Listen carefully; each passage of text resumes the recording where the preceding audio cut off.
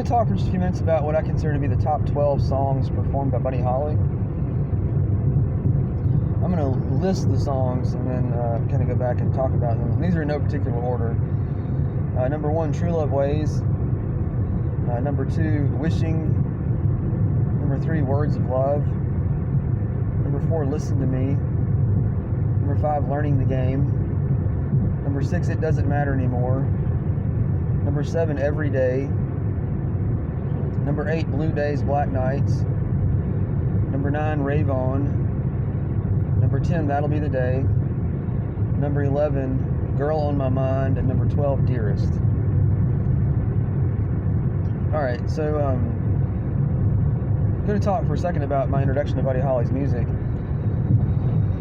I was born in the early 1980s, and so Buddy Holly's career was quite a bit before my time. His recording career lasted roughly from 1957 to 1959.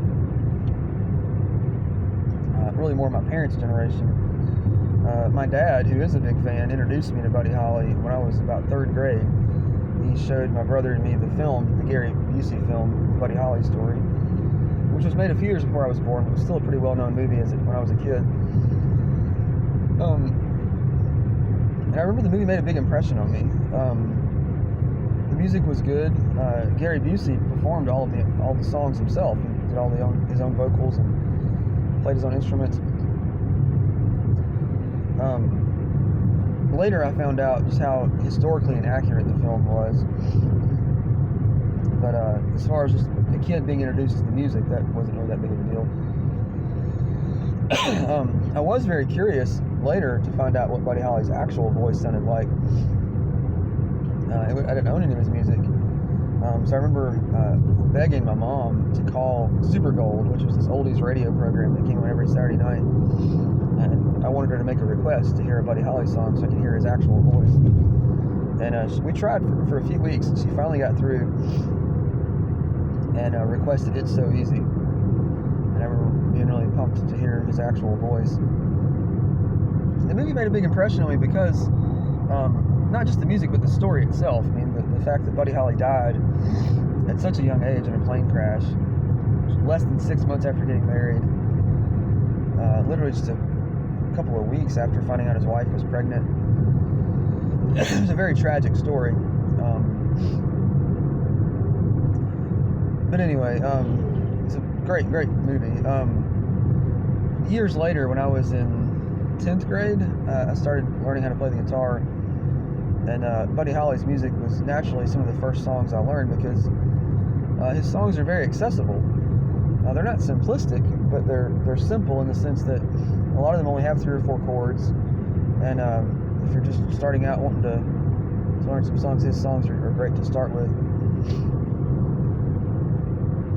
Anyway, let's go ahead and kind of look at these top 12 in a little more detail now. True Love Ways, number 1, I think, is his overall best song. He recorded this song in 1958, a couple of months after getting married, and he co-wrote the song with his producer, and it was meant to be a wedding gift for his wife. He recorded this song with a full orchestra in New York City, and at the time he was really the first rock and roll performer to use an orchestra. He was always wanting to kind of push the envelope as far as what you could do in a studio, always trying to explore new territory. And I think this is his best song because the orchestra just adds a lot to it. His vocals are great on this song. My wife and I actually had this particular song played at our wedding during the lighting of our Unity candle. Number 2, Wishing. This was a song that was originally intended to go to the Everly Brothers, but when the Everly Brothers passed in the song, Buddy Holly recorded it. And if you listen to it, it has kind of that signature Everly Brothers sound to it. You can imagine the Everly Brothers singing the harmony in the song when you listen to it. But it's a good song. It's not one of his best known songs, but it's a good song. You'll see on this list that a lot of the songs that I prefer of Buddy Holly are not like the biggest known songs. Number 3, Words of Love. This was a song that made use of a technique called overdubbing. And Buddy Holly was the first rock performer to use this technique as well. Overdubbing means you record your voice, then you re-record your voice to make it sound like two people are singing. It enables you to harmonize with yourself.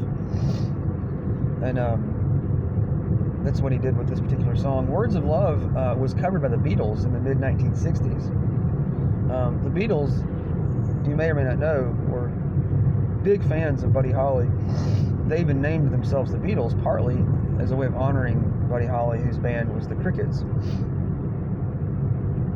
And their version of Words of Love is really good. It's impressive how similar it sounds to Buddy's original.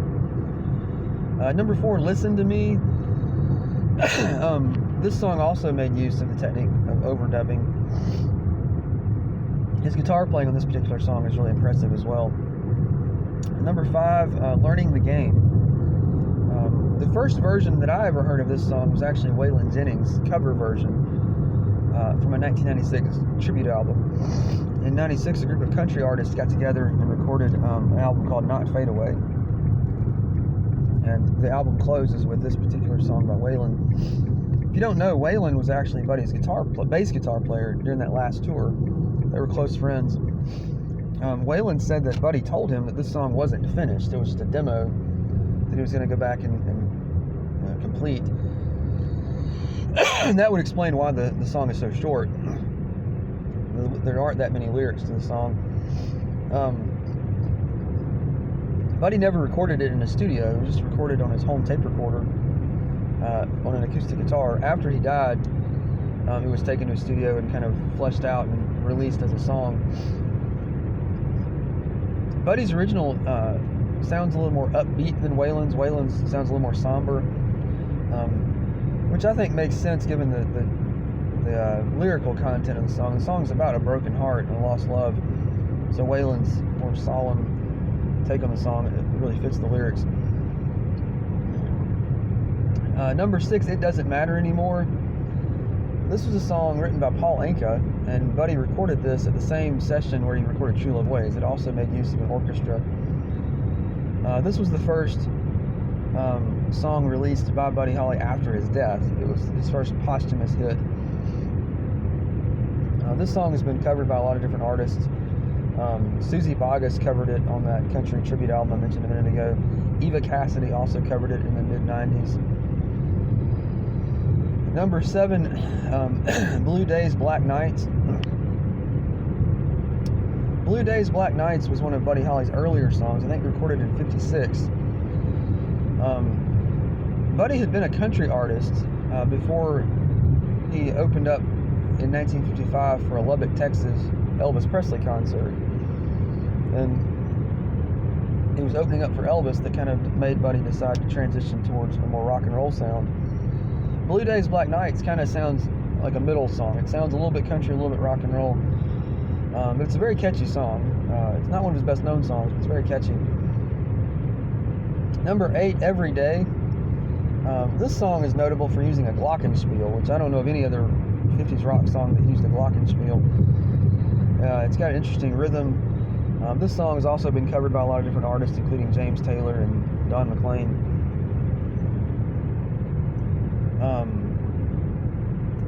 Number 9, Girl on My Mind. This song was another one of his early songs. Has a little more of a country feel to it. This song showcases just how unique Buddy's voice was. There's a lot of vibrato in this song. Number 10, That'll Be the Day. This is arguably Buddy Holly's best known song. The lyrics to this song were inspired by the 1956 John Wayne film The Searchers. John Wayne's character on a number of occasions in the film says that'll be the day. When Buddy Holly appeared on the Ed Sullivan Show with the Crickets in the fall of '57, this was the first song he played on the show. This song's also been covered by a lot of different artists, probably most notably Linda Ronstadt in the '70s. Number 11, Rave On. This was another one of his best, like, upbeat, fast-paced rock songs. If you remember the 1998 film Pleasantville, starring Tobey Maguire, Reese Witherspoon, William H. Macy, and Don Knotts. You may remember that the film is set in a black and white world, and anytime anybody does anything kind of daring or wild, color is introduced into the scene.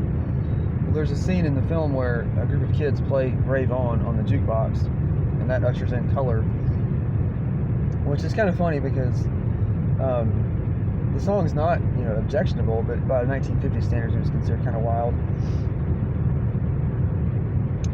And then finally, number 12, Dearest. This was a song that was also recorded on his home tape recorder, never performed in a studio. Later, after he died, it was taken to a studio and fleshed out with a full band backing him up. This song sounds very similar to Words of Love. It's a beautiful love song. So that's a look at the top 12 songs. If you are wanting to familiarize yourself with who Buddy Holly is and his music, probably the best album I would recommend would be 20 Golden Greats, which was a hits compilation released in the 70s. If you want to know more of the story, I would recommend the VH1 Behind the Music documentary called The Day the Music Died, which showcases Buddy Holly as well as J.P. Richardson, the Big Bopper, and Ritchie Valens. There's a lot of great music he's done, and in my opinion, his music holds up really well all these years later. People are often speculating what his music would have sounded like had he not died so young, and of course we don't know. But the music he did record was in a lot of ways ahead of its time, and it kind of paved the way for what became the signature sound of 60s rock music. Anyway, thanks for listening.